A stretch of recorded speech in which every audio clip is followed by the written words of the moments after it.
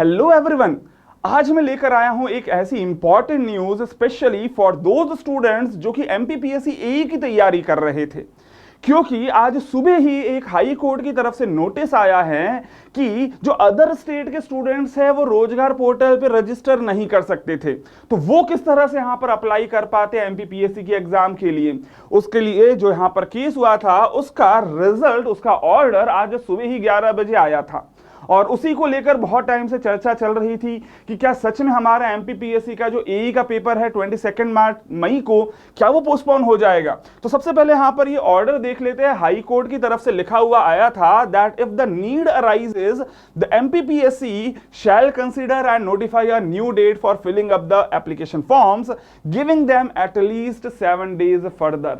मतलब कम से कम 7 दिन और देने चाहिए हमें यहां पर पोर्टल में वापस से अप्लाई करने के लिए, स्पेशली फॉर दोज स्टूडेंट्स जो अदर स्टेट्स के हैं और एमपी की एई की एग्जाम में अप्लाई नहीं कर पाए थे। ये जो पर्टिकुलर ऑर्डर है ये तो सुबह से आ गया है, लेकिन अभी हमें यहां पर जो इंतजार था वो इंतजार था एक ऑफिशियल नोटिस का फ्रॉम एमपीपीएससी, और वो भी अब आ चुका है।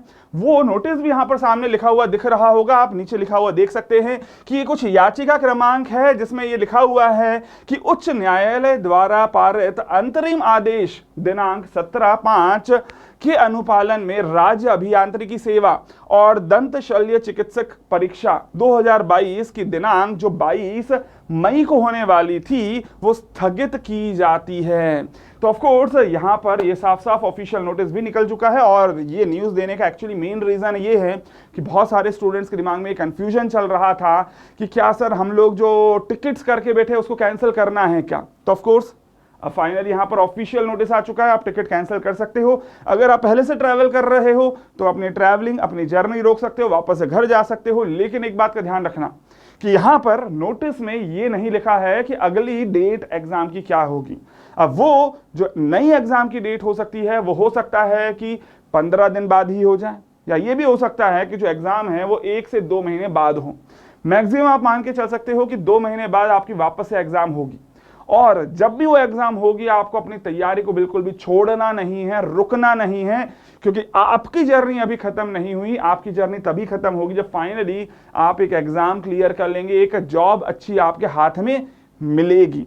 तो यहां पर आपको रुकना नहीं है, और हमेशा ये गाना यहां पर याद रख लेना, रुक जाना नहीं तू कहीं हार के। तो बहुत सारे यहां पर स्टूडेंट्स होंगे जो इस न्यूज को देखकर खुश भी हुए होंगे, लेकिन ऐसे स्टूडेंट्स जिनकी ऑलरेडी 100% तैयारी हो चुकी थी, फुल कॉन्फिडेंट थे, वो यहां पर थोड़े निराश भी हो चुके होंगे। तो आपको यहां पर निराश नहीं होना है, क्योंकि जर्नी अभी कंप्लीट नहीं हुई है।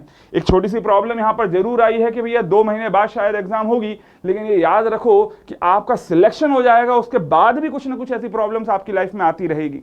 वहां पर भी आपको नहीं रुकना है। तो आज तो ऑफ कोर्स जब आपकी जॉब नहीं लगी है तब तो ऑफ कोर्स आप रुकने का रिस्क नहीं ले सकते हो। जो भी आप पढ़ाई कर रहे थे उसको उसी स्पीड पे अभी भी कंटिन्यू करना है। बिल्कुल यहां पर अच्छी बात है उन सभी स्टूडेंट्स के लिए जिनकी अभी तैयारी कंप्लीट नहीं हुई थी। बिल्कुल बहुत अच्छी बात है उन सभी स्टूडेंट्स के लिए जो कि अदर स्टेट के थे और इस कंफ्यूजन में थे कि क्या सर हम लोग सच में यहां पर अप्लाई कर सकते हैं। बहुत सारे यूट्यूब पे अलग अलग वीडियोस भी मिले आप लोगों को, अलग अलग कोचिंग्स की तरफ से। कुछ ने बोला कि भैया केस हो जाएगा, आप बिल्कुल अप्लाई मत कर देना।